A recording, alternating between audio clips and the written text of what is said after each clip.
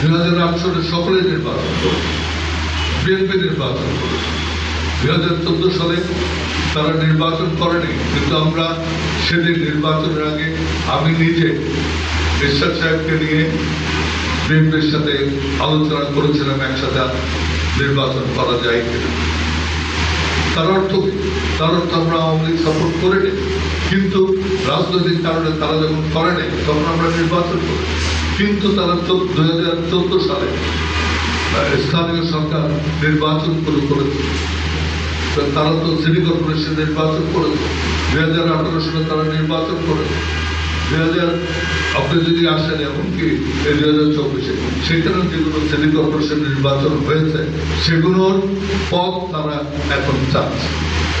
সুতরাং এই জিনিসগুলো আমাদের মাথার মধ্যে থাকতে হবে, এগুলো আমাদের জানতে হবে এবং এগুলোর উপর ভিত্তি করে আমরা আমাদের তারপরে 29শে জুলাই আমরা আমাদের পার্টিতে সিদ্ধান্ত নিয়ে আমাদের পার্টিতে প্রেসিডেন্টের সভায় সিদ্ধান্ত নিয়েছিলাম টু সাপোর্ট এই বৈষম্য বিরোধী আন্দোলন।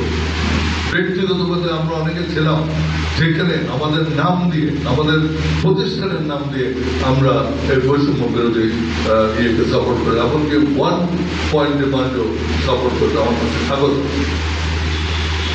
আমি আমার কোম্পানি করেছি।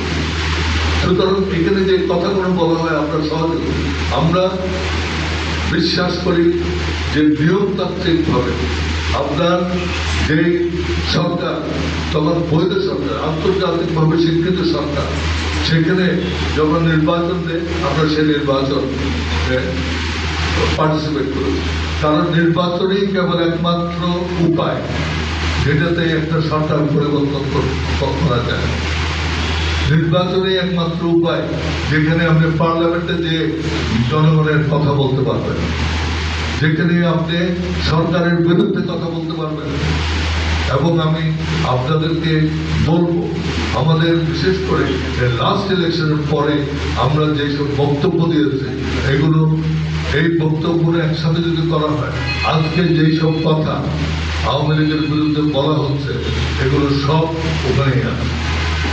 সুতরাং আমরা কখনো অন্যায়ের সহযোগিতা করিনি, আমরা গণতান্ত্রিক প্রক্রিয়ায় আমরা পার্টিসিপেট করেছি। এই এখন আপনারা প্রশ্ন করতে পারেন, আমি উত্তর দেব।